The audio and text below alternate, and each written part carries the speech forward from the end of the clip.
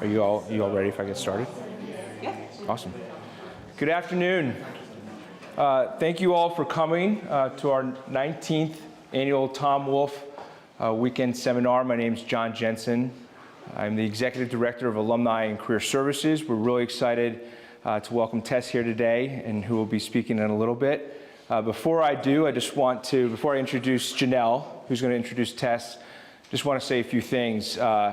When Lisa and Ruth asked me to come up and kick things off today, I reflected on Tom Wolfe, the connection to Washington and Lee, the connection to me, and until I really thought about it, I didn't have much. I didn't know much. I mean, we both went to the same school. I'm a graduate of W&L. But then I started reading a lot about him and his time at W&L, and then obviously knowing all his legendary works and everything. He graduated in 1951. The reason why we're here is because his class in his 50th reunion created an endowment to support this weekend. Well, that was the year I graduated from college, so that was my first connection that I kind of remember. But then I started to think back even further, and I knew about Bonfire of the Vanities. I was too young to probably be allowed to read it at the time, but I knew about it. And I knew about it really because the movie, the house that the movie was staged in, was set in my hometown where I grew up. And then I went further to think about my brain, okay, like that doesn't mean anything in connection to W&L. And then I remembered my mom, who loved Tom Wolfe, knew he went to Washington and Lee, and when I was starting to look at schools, that was on her list because of him. So I'm grateful that I had that moment myself to have that connectivity to somebody where that's about the end of our connections. He was truly a legend in every single respect. I now really humbled to introduce Professor Janelle Gertz. She's the Thomas H. Broadus Jr. Professor of English. She's also an Associate Dean of the college here at Washington and Lee. She went to Wheaton College as an undergrad, got a master's at the University of Pittsburgh, and then another master's and PhD from Princeton University. She is an esteemed scholar, an unbelievable teacher. In fact, I've been talking with some reunion, we're about to have a reunion weekend next weekend, and talking with some of her students that she had in some of her first classes at Washington and Lee celebrating their 20th reunion, and they were talking about what an unbelievable impact she's had on their lives. So Janelle, the floor is yours. Thank you.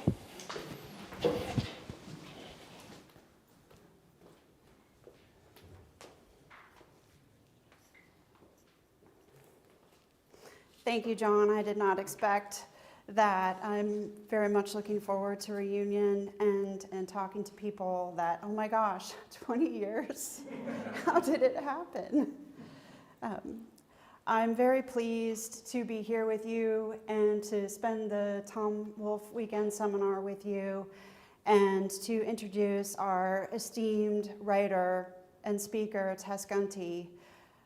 Tess, your work is truly remarkable, and I found it personally fulfilling and bringing out many, many different instances of things that I have been thinking about for years with the mystics, and I hope we can have lots of conversations now and in the future. Tess is the author of The Rabbit Hutch, which was the recipient of the 2022 National Book Award for Fiction, the Barnes & Noble Discover Prize, and the Waterstone's Debut Fiction Prize. It was named one of 12 essential reads by The New Yorker and a Best Book of the Year by The New York Times, NPR, People, Time, Oprah Daily, LitHub, the Chicago Tribune, and Kyrgyz. The novel has been optioned for film rights by Fremantle and producer Richard Brown. Gunty holds an MFA in creative writing from NYU, where she was a Lillian Vernon Fellow. She studied English with a concentration in creative writing at the University of Notre Dame, and her work has appeared in the Iowa Review, Granta, LitHub, Joyland, Freeman's, the Los Angeles Review of Books, No Tokens, Flash, and elsewhere. Gunty grew up in South Bend, Indiana, and now lives in Los Angeles. Gunty and Tess, you have been you're also a playwright and a poet as well as a novelist. And so I'm excited about the future of your writing as well and all the different genres that you're working in. And I know you have another novel coming out soon, Honeydew, so I'm looking forward to that. Kirkus Reviews called The Rabbit Hutch a stunning and original debut that is as smart as it is entertaining, and a darkly funny, surprising, and mesmerizing novel that captures what it means to be awake and alive in a dying building, city, nation, and world. And I hope that you all resonated with the many points throughout the novel in which Tess is talking to us about wanting to be awake and what it feels like to be awake and to be in a place. The Guardian said it's a story of love told without sentimentality, a story of cruelty told without graciousness, and Gunty is a captivating writer.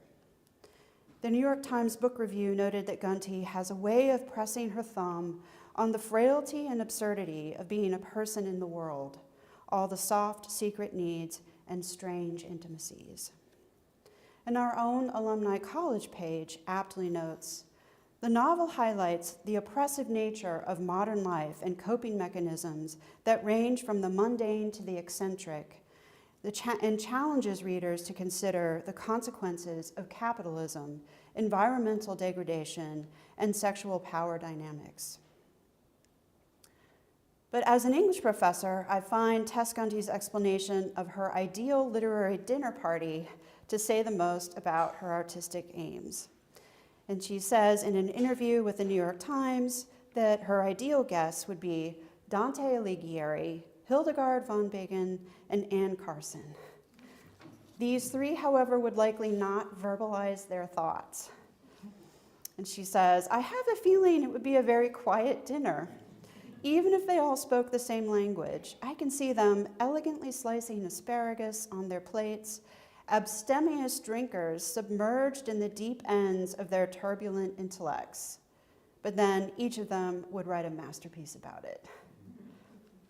The capacity to go deep and to speak from knowledge of ancient, capacious, and visionary literature reminds me of Tess Gunty's novel. Invoking the ethereal wisdom and fiery rhetoric of medieval visionaries, Tess Gunty gives us a startlingly relevant framework in which to view our very real modern problems.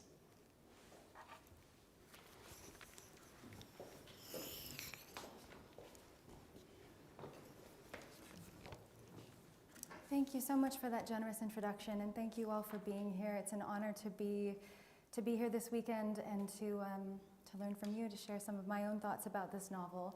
So thank you. I am going to read a kind of reflection on my formation as a novel, some of the themes that I was thinking about, and the forces that were driving me toward this particular work. Take a sip of water. At my Catholic elementary school in South Bend, Indiana, our religion teacher was a small, unpredictable woman in her 60s who often threw chalk at us. She had two moods, ecstatic or furious. Both were very loud. She would announce a good mood by blasting "Oh Happy Day" on her boombox. She did not need to announce a bad mood, it announced itself. She lived a bit north of our town, across the Michigan border, near the lake. Between tirades about vacationers who infested her church every summer and dared to wear flip-flops, tales of her stint in a convent, vivid description of her battles with anorexia, and rapturous speeches about how hot she found her husband, here I remind you that we were children, she would feed us impressively literal interpretations of Catholic doctrine. On a test, my brother Nick once answered the question, why did Cain kill Abel, with "because he was jealous"? The teacher marked it incorrect, docked him points. Envious, she wrote in the margin, red ink, capital letters, ample underlining. Cain was envious of Abel. I think I can speak for my fellow elementary school students when I say that despite all this, or maybe because of it, we possessed a strange, shared, protective affection for this teacher. When we were 10 or so, she made us memorize the prayer to St. Gertrude and recite it every day at the beginning of each class. She told us that the prayer liberated precisely 1,000 souls from purgatory each time it was said. If you failed to memorize the prayer, you'd get a detention. We'd never heard of purgatory before. She described it as a no man's land you entered when you were too bad for heaven, but not bad enough for hell, a place of indefinite postponing and unquenchable thirst. As she spoke, I could see it clearly. A waiting room, low ceilings, windowless and beige, no one at the desk, no reading material, no telling when they'd call your name or what you were there for. She made it sound alarmingly easy to end up in purgatory. Let's say you're walking out of confession, she said. The priest just forgave you your sins, you've done your penance, the whole 9 yards, but then you have a bad thought on your way out of the church, and then you get hit by a car, and you die. You've just landed yourself in purgatory. For this reason, she continued, we had a grave responsibility to recite the prayer as often as possible. Think of your grandparents, she'd yell at us. They're stuck there until you set them free. On a blackboard, she kept a running, chaotic tally of the total number of souls she and her students released each day. At the end of the year, she'd give us candy and announce the grand total, always an incomprehensibly large number. She taught us that one's release from purgatory was random, not meritocratic.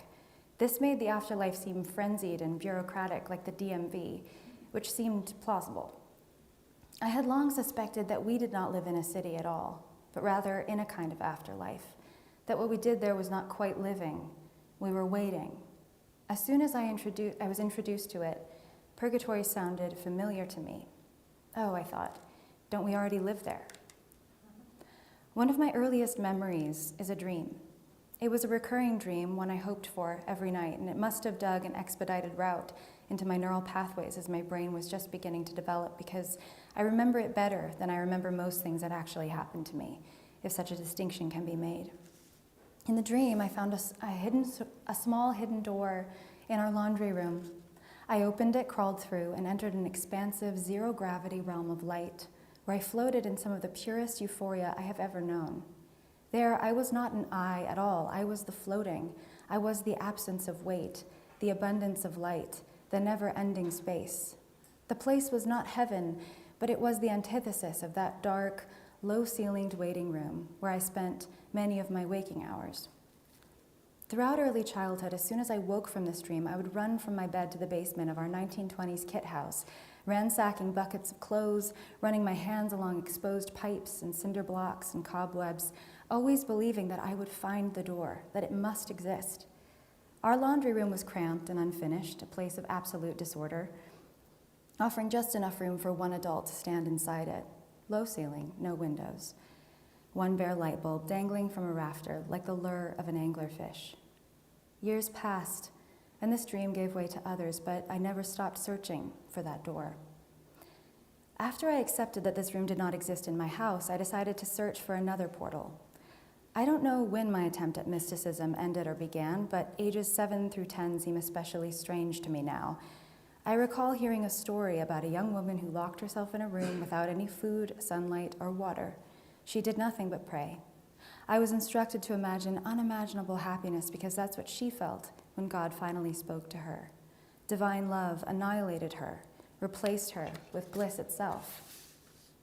The adult who told me this story had surely not intended it as a career suggestion, but the pursuit appealed to me, and it seemed achievable. My mother, a high school art teacher who was in a convent in her 20s, practiced a Catholicism that was very invested in signs, wonders, miracles, and visions. She's one of 12 children, and I grew up hearing stories about the supernatural phenomena that she and her sisters experienced. I figured I might have some kind of matrilineal advantage, a key, a gene, a god on speed dial, a kind of celestial nepotism. When it came to contacting the divine, I possessed a confidence that I have tried and failed to lasso for lesser pursuits since. I believe it was a strain of confidence unique to childhood, one that can only thrive in a body too light to trigger an airbag. The evidence that I used to reinforce my eligibility for mysticism was tangential at best, and I feel a special blend of embarrassment and amusement to recall it now. My qualifications included an aversion to fireworks, a total sensory intolerance for most movies, and the ability to smell oranges being peeled many rooms away. When I shut the door to my bedroom, perched my parakeet on my cat's head, and released my rabbit from her cage, a peaceful coexistence ensued, for which I credited my potentially mystical orchestration. I recorded the evidence of these prerequisites in a notebook, certain that God would understand their relevance even if I didn't. It was a time when everything was charged with overwhelming significance, everything reached outside of itself, and I was bad at coping. I held the pursuit of mysticism close in the hope that it might redeem my oversensitivity. If that quality wasn't helping me achieve unimaginable happiness, it was merely obstructing the imaginable kind. As a child, the rituals I developed to train for mysticism were as bizarre as my supposed eligibility. One fit the part, and it wasn't the one I favored. Sometimes I prayed until I fell asleep, but more urgently, it felt necessary to master shuffling a deck of cards. I kept a tattered set on my shelf and practiced over and over in the dark, experimentally dedicating the effort to God. I once saw a teenage boy in a cafe who had cancer. I was 8, and he was beautiful, and I felt very cold on the ride home. Every time I lost an eyelash after that, I would wish for him to survive. Because he didn't have any, and I had a surplus, and even adults agreed that lost eyelashes wielded a kind of witchy power, the equation seemed sound to me. Sometimes I'd lie in bed and tug at my eyelashes, trying to free a few on his behalf. Occasionally, I'd forego my sandwich at school, nebulously associating hunger and discomfort with self-denial with God, God with what? Annihilation, I suppose, totalizing bliss, a realm without gravity. The secrecy of this endeavor seemed essential, and I guarded it the same way I tightly shut my eyes after bedtime when I lost a tooth, certain that if I glimpsed the tooth fairy, she would punish me by disappearing and never coming back. The fear of killing something wondrous by looking it directly in the eye has trailed me into adulthood. I suspect there are instructive parallels between writing and mysticism, the yearning I felt then, and why it coincided with, and was eventually superseded by, an obsessive passion for fiction writing. Mystics and writers generally agree that close attention, the willful participation in the experiences of others, and the translation of solitude into communion are required of anyone seeking any kind of fulfillment. Writers and mystics spend a lot of their time alone, trying to milk meaning from the mundane, searching for an antidote to loneliness, searching for an emergency exit from the self. I first encountered the work of the French philosopher, activist, and mystic Simone Weil when I was 20. By then, I drifted far from the Catholic Church, but I was captivated by her writing. She writes, attention taken to its highest degree is the same thing as prayer. It presupposes faith and love. The poet produces the beautiful by fixing his attention on something real. It is the same with the act of love. To know that this man who is hungry and thirsty really exists as much as I do, that is enough. The rest follows of itself. For Way, the pure attention is only achievable once the self gets out of the way. Attention alone, that attention which is so full that the I disappears, is required of me, she writes. We possess nothing in this world other than the power to say I. This is what we must yield up to God. Her longing for self-removal was so great, she once wrote, if only I could see a landscape as it is when I am not there. The contemporary poet and translator Anne Carson, the only person whose retirement I actively dread each day, wrote a book called Decreation. The titular essay is about 3 women from vastly different contexts. The Greek poet Sappho, writing in the 7th century BC, the French nun Marguerite Porete, burned alive in Paris for heresy in 1310, and Simone Weil, who wrote most of her work around the Second World War. All 3 of these women, Carson argues, write of a desire for divine love to annihilate the self. Carson quotes Porete describing divine ecstasy. She feels no joy, for she herself is joy, and swims and floats in joy without feeling any joy because she inhabits joy, and joy inhabits her. Weil describes something similar. Perfect joy excludes even the very feeling of joy, for in the soul filled by the object, no corner is left for saying I. I've never encountered a better description for what I experienced in that early childhood dream, the sensation I have been chasing in one way or another all my life. It was Weil who coined the term decreation, whose goal, she says, is to undo the creature in us. If we find fullness in joy, if we find fullness of joy, she writes, in the thought that God is, we must find the same fullness in the knowledge that we ourselves are not. We participate in the creation of the world, she writes, by decreating ourselves. What is the opposite of decreation? Possibly Instagram. I began writing The Rabbit Hutch when I was 23, and no aspect of my life facilitated decreation. The rise of social media, the push in my particular literary sphere toward autofiction, and the general narcissism of youth began to make me feel maximally trapped within the creature of the self. The more I contemplated and observed modern perversions, simplifications, and coronations of the self, a culture not of narcissism so much as terminal solipsism, the more convinced I became that this movement was socially corrosive and intimately linked to every other system I found lethal. In America, I believe there are several events that provoked the self's ascendancy since World War II, and only a few represent positive social advancement. While autofiction obviously predates the 20th century, writers have always cross-pollinated autobiography and fiction. The Divine Comedy comes to mind. I believe that forces compelling people, otherwise known as consumers or users, to reduce, barricade, exalt, and commodify the self in narrative media have dramatically escalated since 1945. I think they include the post-war proliferation of creative writing programs, the corresponding birth of brand management and advertising, the Cold War, the threat of communism, and the resulting premium on stories of the nuclear family and rugged individual, the CIA's infiltration of literary development, and if this sounds outrageous and conspiratorial to you, that's because it was, but it did happen, and if you're interested in this, I recommend the book Finks by Joel Whitney.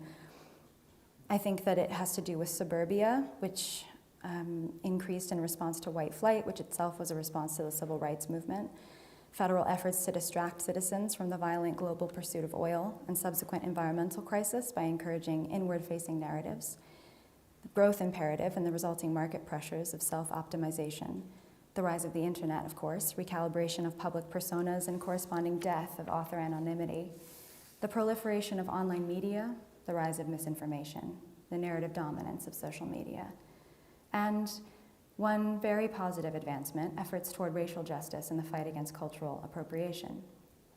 But in my early 20s, especially in the literary world, autofiction was everywhere. And everywhere else I looked, I saw caustic ideologies of the self growing stronger and stronger, pushing myself and those around me to reduce ourselves to personas that were monophonic, stable, brandable, and circumscribed to their most visible indicators, the kind that algorithms could track. The ascendancy of literal and figurative selfies in literature, in social media, and news, and politics, everywhere, feeds belief systems with real and often violent consequences in the material world. It seemed to me that, while they may have different rationales, people on opposite sides of the aisle seem to arrive at the same verdict.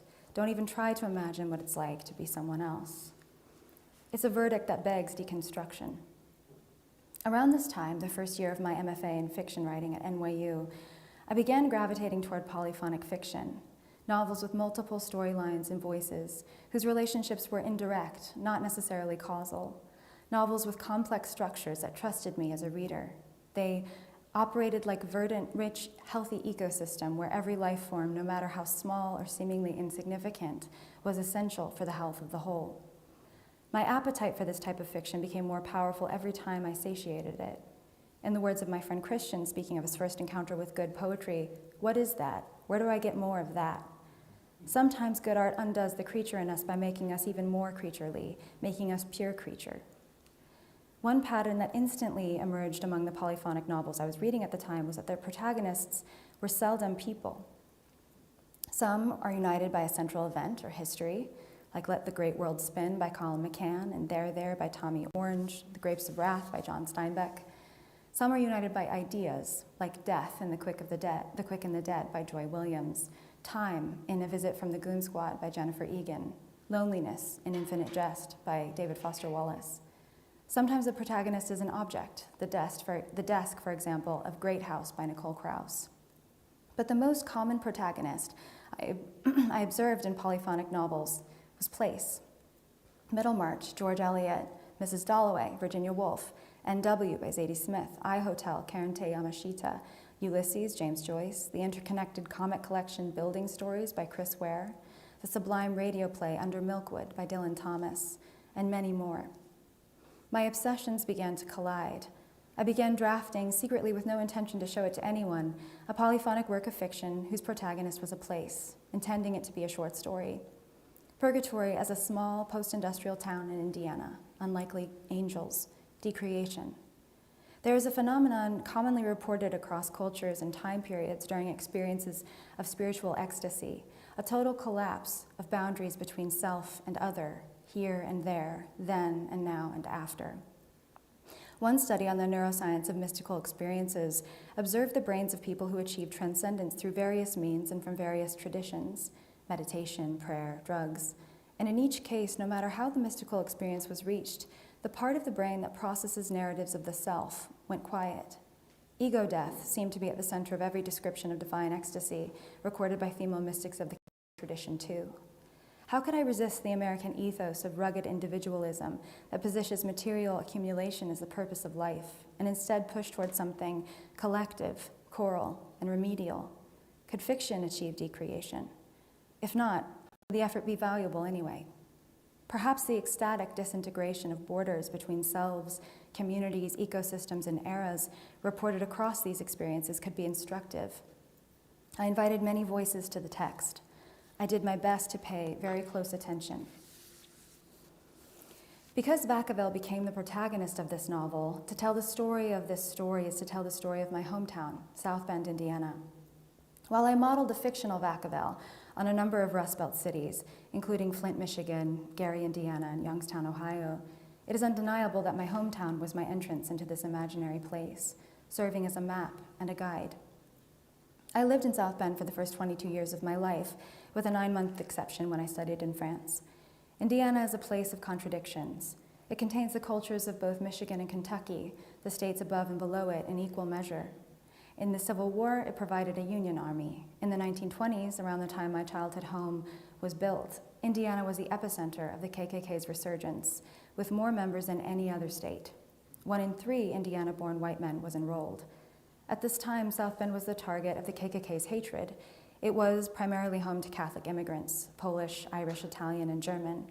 Indeed, the Notre Dame Fighting Irish got its nickname from a clash with the Klan. When the KKK invaded South Bend, threatening to burn down the Golden Dome, Notre Dame students attacked the Klansmen en masse, driving them out of town. But by the end of that same century, many descendants of those immigrants proved all too willing to imitate their recent persecutors. A place of contradictions. South Bend produced both Pete Buttigieg and Amy Coney Barrett. It's a university town where 70% of the residents do not hold a college degree.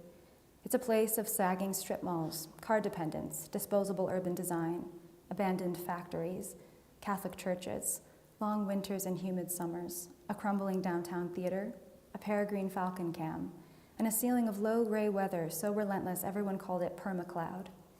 Surrounded by sublime geometries of corn and soybean monocrops, South Bend is so named because it's nestled on the southernmost bend of the St. Joseph River. When I was in my 20s, it suffered 2 historic floods back to back, a 1,000-year flood in 2016 and a 500-year flood a year and a half later. Indiana has the most polluted natural waterways of any state, mostly due to agricultural runoff and sewage deposits. A study conducted on the St. Joseph River the year of the first flood found levels of organic pollutants 10 times higher than the quality guidelines allow for, mostly from the combustion of fossil fuels. South Bend was once the home of Studebaker Automobiles, which in its heyday was the largest car manufacturing facility in America. It began as a humble wagon business and rapidly grew into the longest living vehicle company in the world, reigning as the primary source of town identity, pride, and employment for about a century. After the Civil War, newly emancipated people came to South Bend and really came all over the post-industrial Midwest to work in factories where they could earn 3 times as much as they could earn as farmhands. An eerily funereal Studebaker barouche drove Abraham Lincoln to the theater where he would be assassinated. I was born in 1992, 3 decades after Studebaker closed. Throughout my childhood, I knew little of the company's history. I knew that we were haunted, but I did not know that we were haunted by the ghost of Studebaker. Indeed, I knew nothing of the Studebaker family until I began to research them for my novel. I learned that the neighborhood where I grew up had been populated by factory workers. The brutality of the extraction economy was unusually visible in my hometown, a place conjured into existence by an industry and then just as swiftly abandoned by it. Yet it didn't occur to me to investigate the asteroid that pummeled this land into craters until I left it at 22. It would be inaccurate to attribute all the intergenerational pain in South Bend to the closure of Studebaker Automobiles. But the economic decline made our city all the more vulnerable to long-standing national emergencies, like the climate crisis, inadequate healthcare systems, the prison industrial complex, lethal gun policies, white supremacy. As the pandemic illustrated clearly, any crisis reveals and exacerbates pre-existing ones. I know plenty of people in my hometown who, dressed in the steel armor of wealth and protection, have always been protected from these crises. Indeed, some will insist that the craters I described do not exist, have never existed. But I was raised in pressurized neighborhoods full of people who were blamed for failing to take routes that were closed to them long before they were born. And so despite my own armor of social protection, I could not deny what I saw. My brothers and I attended Catholic schools enabled by a tuition benefit that my mother received in exchange for teaching at one. Many of my high school friends lived in alternate universes of gated communities and new cars and winter cruises. They called my neighborhood the ghetto. They said their parents wouldn't let them walk around in it. It wasn't safe. It's true that throughout my upbringing, the rates of poverty, unemployment, addiction, nonviolent crime, and violent crime were higher in my hometown than the state of Indiana's averages, and dramatically higher than the national averages. Local public schools consistently received F grades when assessed by the state. When I was a teenager, South Bend ranked second on Newsweek's macabre list of the top 10 dying American cities. The pandemic was especially hard on South Bend, and in 2020, rates of violent crime increased. Homicide alone increased by 87%. In 2020, in South Bend, there were 1,728 violent crimes committed for every 100,000 residents. The national average that year was 399. On a laptop screen drained of breath and blood and frozen into an Arctic spreadsheet, post-industrial economic decline looks like numbers.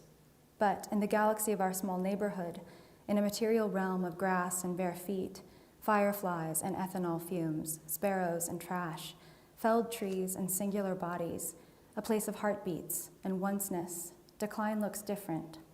It looks like a woman screaming at a line of laundry in her yard, the cotton shivering and agitated in front of her.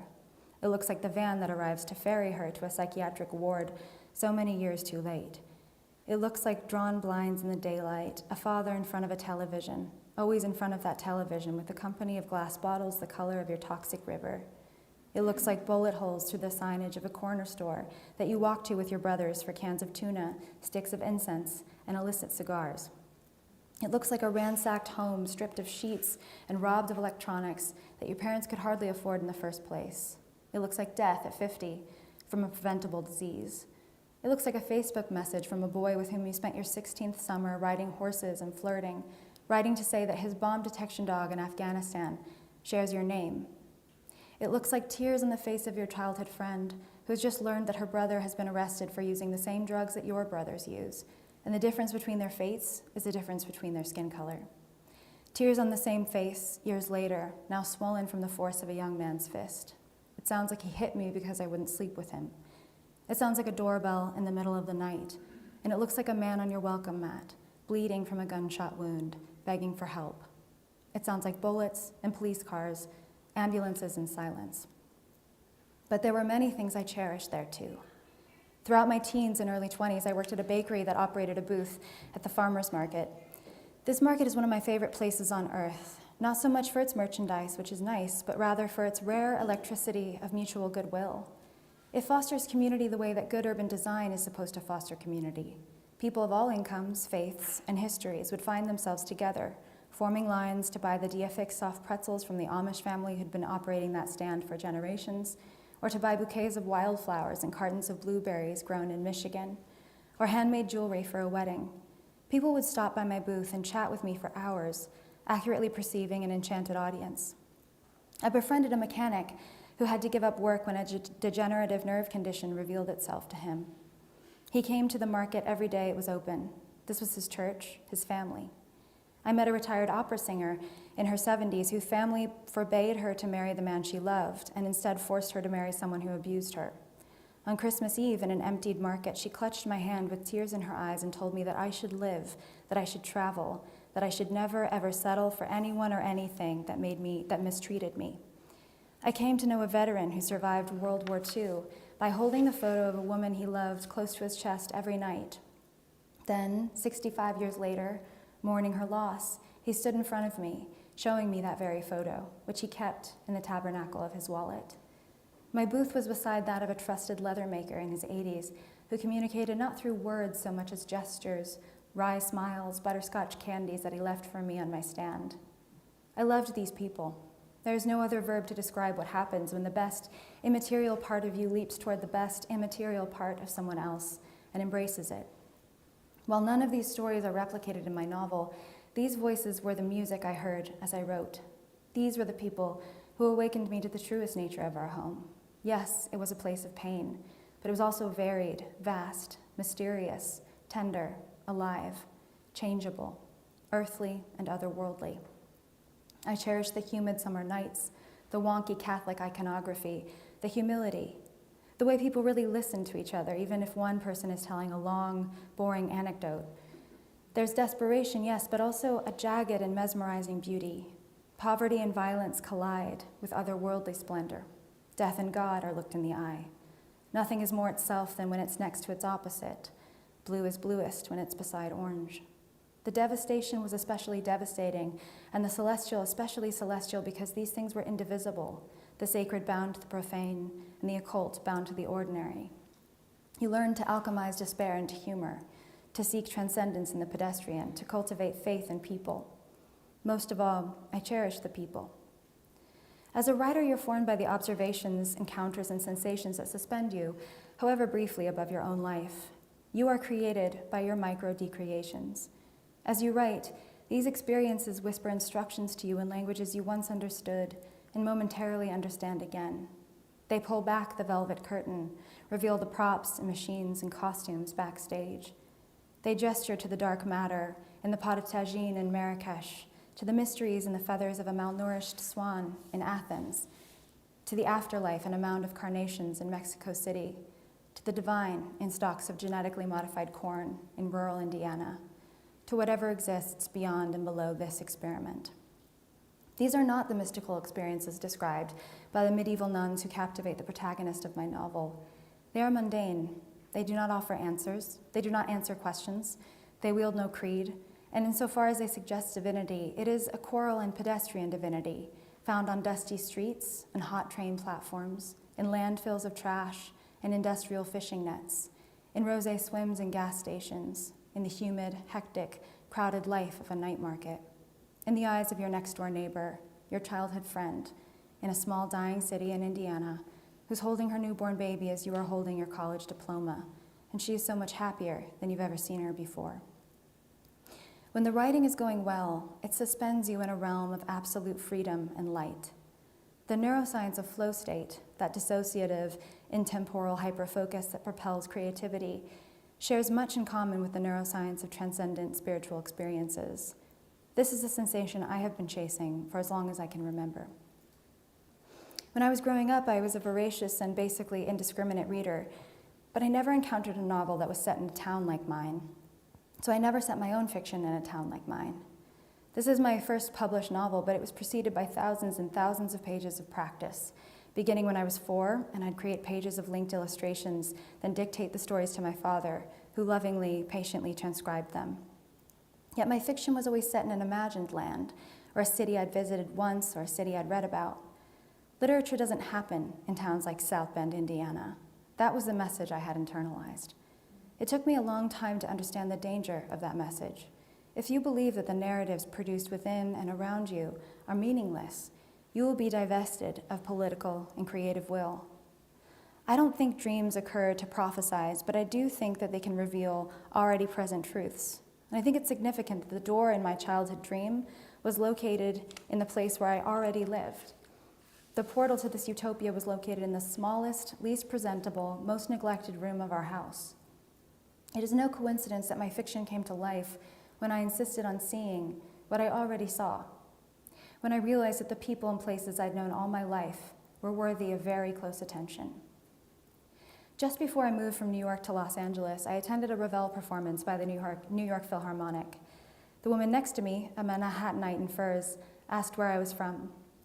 At the time, I had about 3/4 of the Rabbit Hutch drafted. When I replied Indiana, she gasped. I never would have guessed, she told me, as if this were a compliment. You got the impression that she only left the Upper West Side to go to Europe, that she was a lifelong New Yorker who'd never been to Brooklyn. It was easy to imagine her with jewelry insurance and a fluffy little dog whose deranged inbreeding gave it some horrible health condition, like an allergy to air. I didn't know anyone was actually from Indiana, the woman exclaimed. Did you turn the lights off when you left? Later in the concert, when the orchestra began to play Bolero, she stormed out of the concert hall, hissing, "Who needs to hear this again?" Yes, people are actually from Indiana, I thought to myself as she left. And in that moment, I was indescribably grateful that I had kept the light on. I am comfortably agnostic about most things. The existence of God, souls, ghosts, whether consciousness can be generated in a non-biological machine, the likelihood that we are living in a multiverse or a simulation, what happens after we die, what happens after capitalism, what to make of the double slit experiment or quantum superposition, or any of the other subatomic mysteries discovered but not yet explained. The existence of aliens, the origin of it all.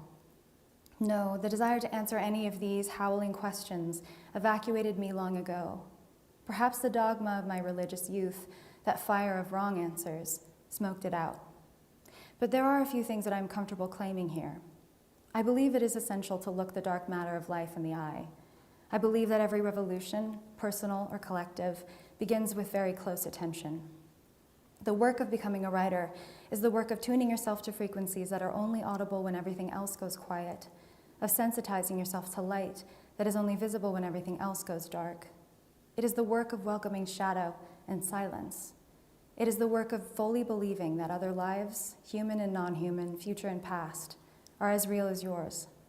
Close attention to oneself and others is the beginning of kindness, justice, reform, utopia, art. Arbiters of systemic domination fear literature, evidenced by the recent wave of book bans, because of its unique ability to ignite macro revolutions by kindling internal ones first. You enter a novel from a place of absolute identification. Within structures of subjugation, it's radical to insist that a person is a person, to vividly imagine the Umwelt of an endangered bird, to describe mutualistic mycorrhizal relationships between trees. It is revolutionary to inhabit identities that have been brutalized by American structures of domination, evicted from history books, and gaslit throughout each violation. The nature of a novel's arguments shares nothing in common with that of an essay or a tweet, but the quality, targets, and scope of authorial attention are ethically freighted decisions. It's dishonest to pretend otherwise. My writing is guided by a yearning for a reimagined society, one that abolishes hierarchies of domination and replaces them with regenerative ecosystems of care. After working on The Rabbit Hutch for 5 years by myself, I finally reached a point where I could no longer revise it. I knew if I kept going, I would drain its energy.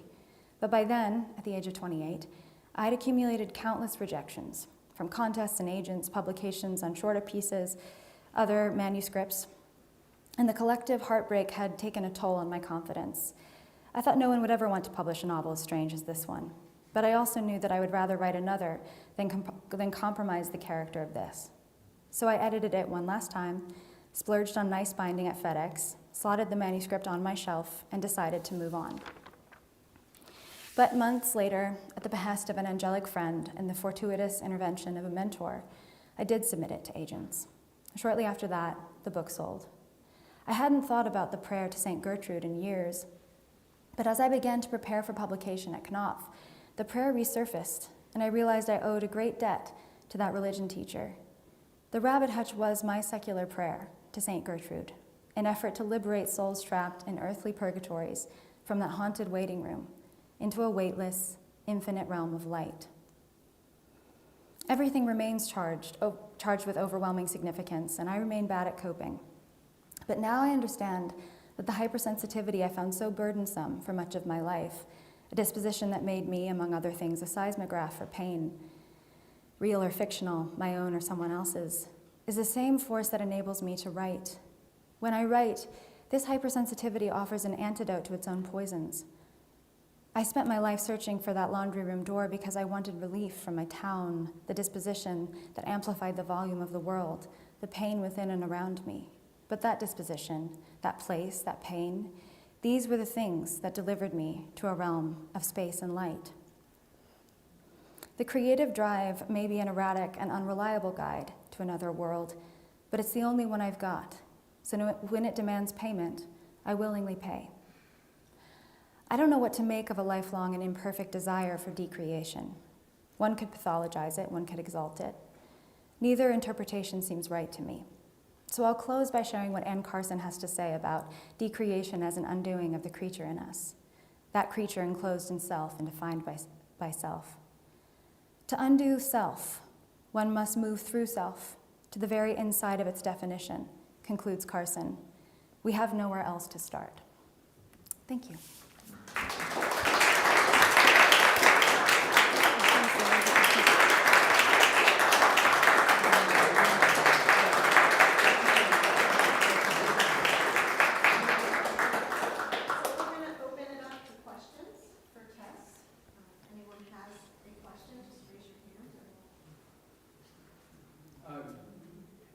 First, I want to thank you for those remarks.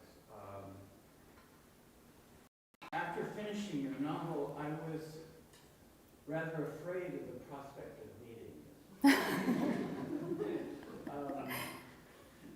But your remarks were so helpful in understanding at least where some of the remarkable variety of dark images came from. And there's so much that I want to ask you. It was difficult for me, frankly, to follow a lot of your remarks because you speak faster than I listen. But there were many things you said that I was able to capture, and it took me back to the novel with lights.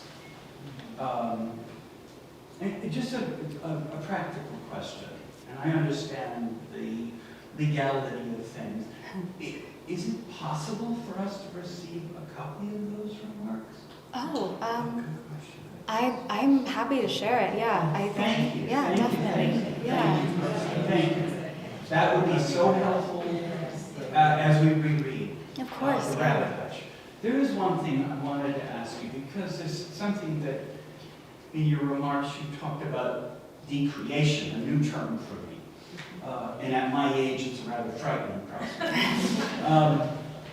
But the novel begins and ends with these two rhapsodies of exiting the body, of becoming one with the myriad of often homely details in our existence, in the great panorama of life.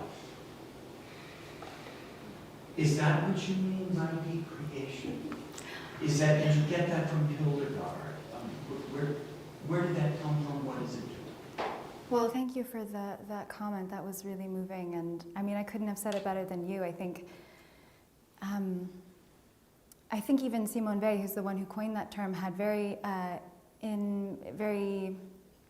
inconsistent definitions of it, and a lot of times, one thing I encountered again and again in writing by people who claim to have had these spiritually ecstatic experiences was that they say that language just cannot capture. It's a place where language completely evacuates you. And so I find the effort to, like it's usually in books of writing about these experiences that they say that. So it's an interesting kind of failed, doomed effort that they're undertaking to try to put something in language, however imperfectly it will be. And I think for me, I think of decreation as a kind of ego death, as a unity with everything and everyone around you, in every kind of time period and every storyline. And when I think about kind of the forces that seem to be creating a lot of the pain that I see in our world, I think of this as a kind of antidote, an exit from one's own self-interests, an exit from this terminal kind of solipsism which treats everything, everyone, as a resource that you're entitled to exploit. I find this kind of shift in thinking to be an antidote to that kind of violence. being so open about the sources of your knowledge. Thank you. Thank you. Well, and congratulations on your book, and thank you for being here. You mentioned that you started writing this book when you were 23. And I'm just curious to know, again, related to your process, where and how did you start? Did you start with an image or a particular character? So many threads in the novel. I'm just curious to know where you started, how it launched. Yeah, I mean, when I'm first drafting, I try to trust a very associative logic and not to impose literary analysis on it too early, because I find it dies if I do that.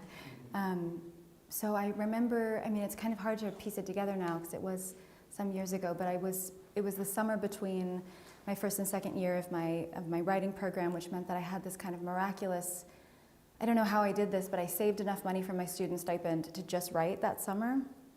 I was much more frugal than I am now. And I would spend mornings in Prospect Park, which was this park near my apartment in Brooklyn. It's designed by Frederick Law Olmsted, the same designer of Central Park, and he preferred this park. He said that, and I preferred it too. It was just much more, it was very wild and expansive, and it wasn't as manicured or touristy as Central Park. And of course, the Valley in my novel was very inspired by my time in that park, because I'd go there without any electronics. I'd leave my phone at home, and I would just take a notebook and books to read, and I'd start to sketch the book. And I didn't really tend to write like full sentence drafts, but I wrote images, snips of dialogue, characters. And in that summer, I think the first character who came to me was Joan. I had just listened to an interview with someone who moderated comments on a website, obituary website for a living, and I just wondered, like, what would that do to your brain over time? And as I started writing Joan, she just kind of introduced me to the next character and the next character.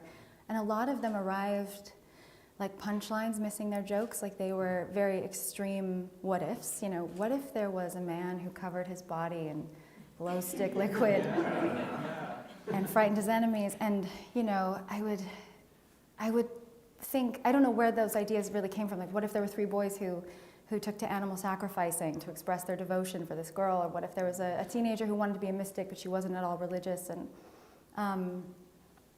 I think as these things occurred to me, I mean, some of them did get cut. There was a chapter, there was like a whole storyline at one point where somebody in the building was having like an encounter with the devil, and it was not working, so I cut it.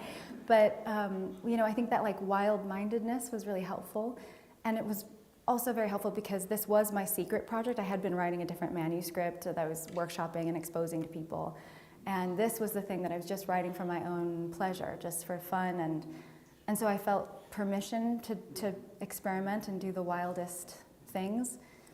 And then the task became like, how do I make these extreme behaviors not only believable but inevitable in these people? And I found very often the ones that remained into the final draft of the novel, you know, over the course of many years, they did have something to do with, you know, I really try not to impose a kind of moral agenda on the work, but when you're trusting your subconscious, what you care about most will naturally surface. So I found that almost always it was usually a micro manifestation of a kind of macro phenomenon that I was trying to think through.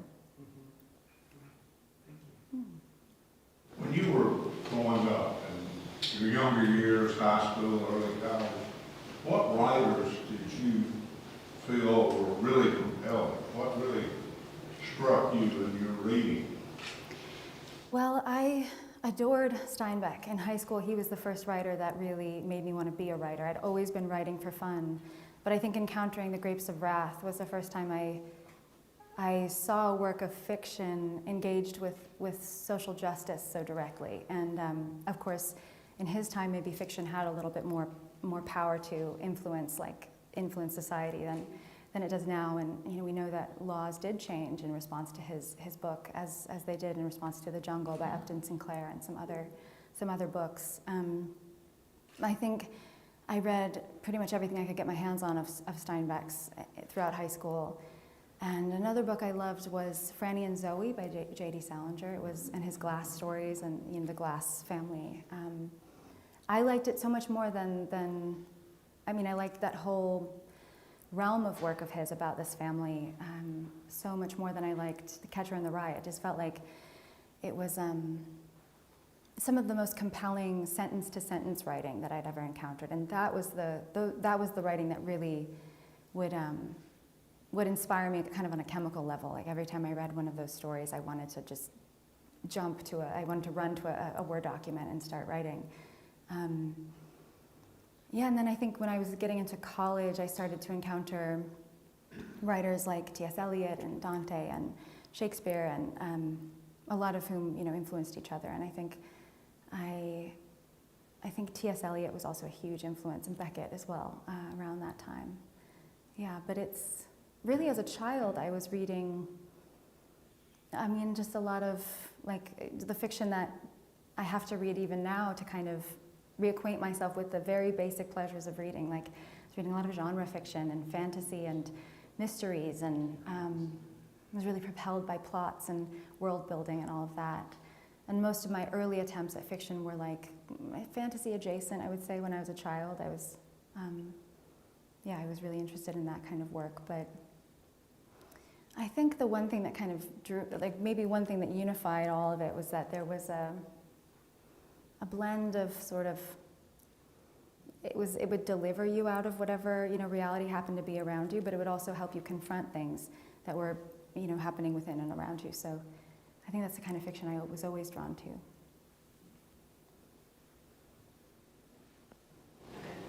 So Tess, you called your book strange, and I'm so glad that you said that, because yeah, it really was, but I'm grateful for that. I thought it was a wonderful way to share a story. I'm curious, it sounds like the years that you wrote this book were kind of there was a lot of political turmoil going on.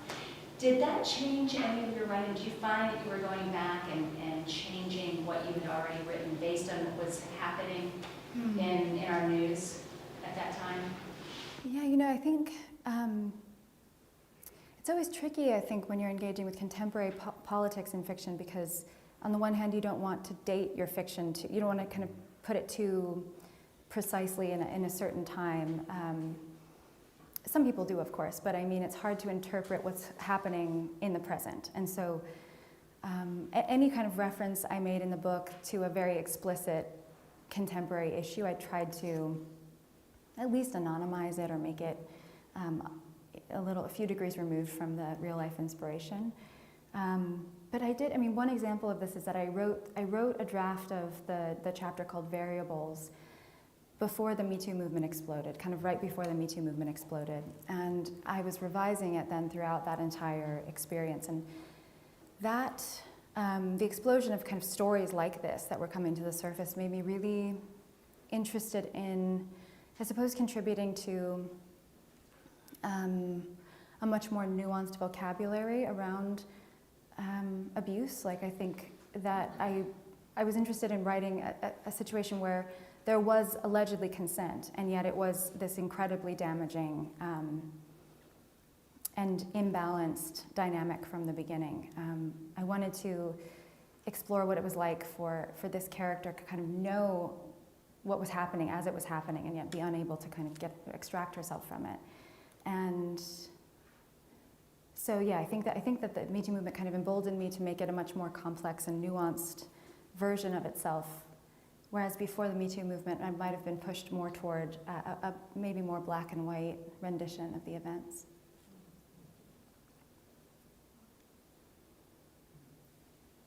I have a question about the chapter that is sort of like a comic book. Yeah. So that was Todd's impression. Yeah. And I also saw an interview where you said that your brother actually was the artist Yes. behind that. So I was just curious about your how you worked together, your collaboration on that, and how that went. Was that fun? Yeah. It was, illustrating a horrible event, but No, it was. It was really fun. I mean, so yeah, Nick, my brother, who I mentioned actually in the speech, he's 3 years older than I am, and he was closest to me in age in our family, and he really was my first friend in the world. So we would, my mother as an art teacher really encouraged a very creative household, and so we were always drawing and sort of collaborating on creative projects together as children and things like that. And now he's a musician and a visual artist. And so I remember like the very first year I had drafted this novel. I mean, I had about half of it drafted at the time that I left my MFA program. And I went to dinner with my parents and with my brother to kind of celebrate my end of this program. And I was telling Nick that I had I have this chapter in mind that's purely visual, and I want to try it out, but I don't know what to do. And I was describing the context, and he's like, we should also make a YouTube video, and we're going to put it on YouTube, and then we're going to take it down. But I was like, it ended up being too difficult to do that because we didn't know how to make the dates correspond. But all that is to say, he was really, really into the idea of a kind of multimedia, or at least multi-textual experience from the start. He was super supportive. And so for years, I just had a comic strip to come in the manuscript. And when Knopf offered me the book deal, my editor said, are you gonna do this? And I said, can I do this? And he said, yeah, go for it. So they gave us a lot of permission and kind of free rein to do whatever we wanted. And so Nick was really the only person I wanted to collaborate with. I knew he would understand immediately what I was looking for. And originally I was thinking it would be a very literal interpretation of the scene. Like, the reason I wanted to make a comic strip was because this scene was so chaotic and it was so action-packed and there were a lot of characters colliding, and every time I tried to render it in prose, the writing would get confusing or just overwrought or not wrought enough.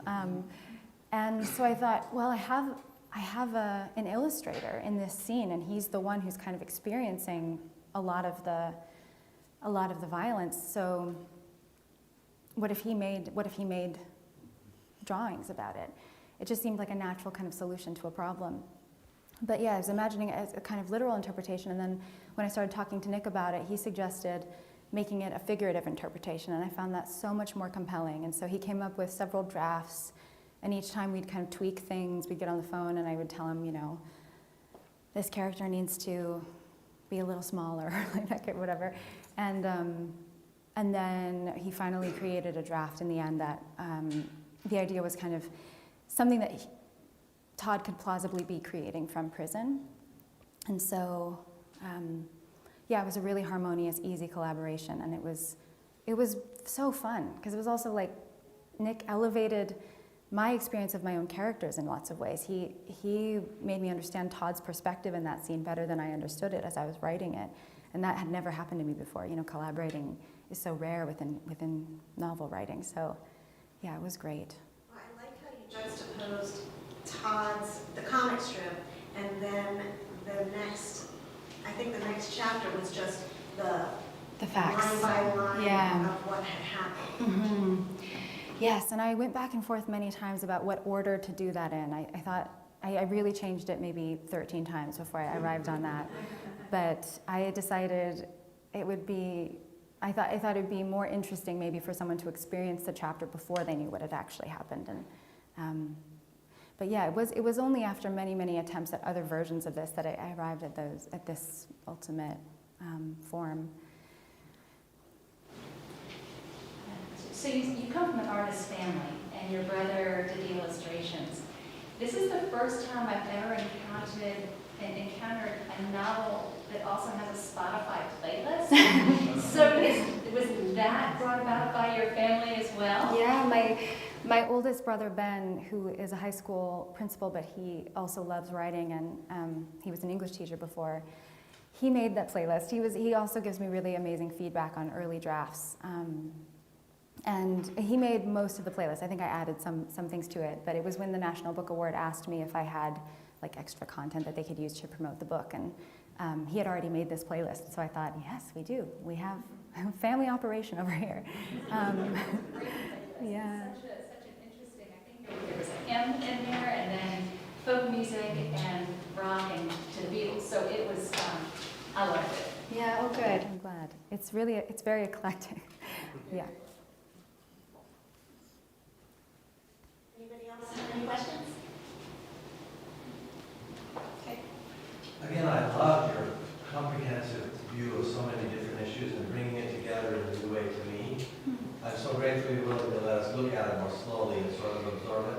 But one of your phrases in there that I truly love, partly because of a class I'll start teaching on Monday about capitalism in American literature and film, is what do you mean when you say after capitalism? What are you imagining? Because so many of us are just absolutely convinced we just can't keep going down this road, right? Yeah. That it is so hard to figure out what comes next. Partly because of all the people who don't want us to figure out what comes next. Right. So that is one of those super rich moments that I just couldn't start asking you to say a little more about. Yeah, well, I mean, I would love to take that class. There's that famous quote, I don't know who said it, but it's easier to imagine the end of the world than imagine the end of capitalism, because in so many dystopian apocalyptic movies, capitalism still exists somehow. But, you know, I think it's really a complex question. I mean, there's a reason why it obviously hasn't, well, I don't know. I mean, it's also important, I think, to remember that capitalism is actually a relatively new economic model. It wasn't always the default. And yet I really honestly struggle to think of an alternative. And I try to read as much as I can, listen to people who are economists and people who know a lot more about this than I do. And I think that so many alternatives have failed that at the very least, at this point, I just think I would just advocate for, you know, increased kind of regulation and oversight. But at the same time, that then poses its own realm of issues. Like, I think most people wouldn't really trust the government to do that kind of control. So, yeah, I don't know the answer to that question, and I think that's why I'm really interested now in like much smaller scale versions of utopia. Like I just started reading this book called, I think it's just called Utopia. It's 7 different efforts in the interwar period, you know, between World War I and World War II, around the world at utopia and community, you know, kind of intentional communal living. And all of them are fairly small. You know, they had hundreds maybe of people, like the bigger ones had about, you know, had hundreds. But I think one pattern that's emerging among all of this reading is like, there seems to be a kind of pattern within social history where there's a massive world war, and then there's this brief period of kind of malleability where everyone's rethinking fundamental systems. And then resource scarcity hits, and then another world war comes, and then the pattern kind of restarts. One thing that is consistent across all these utopian efforts is that ultimately what destroys them is that they can't escape the economic models they're in. Almost always they face financial collapse because they're trying to kind of live off the land, and they're trying to create a gift economy where everyone shares labor, and yet the expenses of living just overwhelm them usually, and they never really exist without some kind of very rich person in the beginning giving a lot of money, whether it's the founder or just a person who wants to contribute. So, I mean, another issue is that they can't really escape power dynamics that are built into they often try to create communities where there's no hierarchy, and yet, of course, someone has to be a leader, and then that leader then ends up taking on more power than they admit, and very often that ends up causing issues. And the third thing that destroys them usually is a conflict between the pragmatism and the idealism, you know, the kind of practical requirements of living in a community and feeding everyone and getting them medical help, and then the idealism of, you know, their original, very lofty, often spiritual goals. So yeah, I mean, I don't know, but if anyone finds out, let me know. You may love to hear one quote from Steinbeck, who again is the person who first got me interested in being a professor. He said once, one of my favorite quotes I've heard the last 2 years, which I can't get word perfect, but it's close to, and after he wrote The Grapes of Wrath, the reason a working class has never developed an identity in America is because Americans always think of themselves as temporarily embarrassed millionaires. That's a great quote, yeah. Yeah, Naomi Klein also talks about this too, how like in Poverty by America by Matthew Desmond is also really good on this matter. Both of them kind of talk about how there are also really active efforts within America to make sure there's no kind of coalition building across the working class, and to then, you know, divide people within subgroups and then pit them against each other. That's been a very, you know, obviously very engineered effort. So but yeah, I love that everyone thinks of themselves as a future billionaire. Sorry, was there another question? Well, I think if there are no more questions, we can thank Tess. And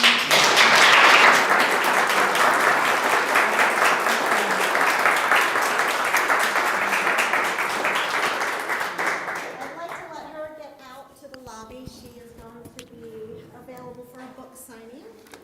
So if we can just remain seated for a few minutes, I have a couple of logistical details to let you know about as well.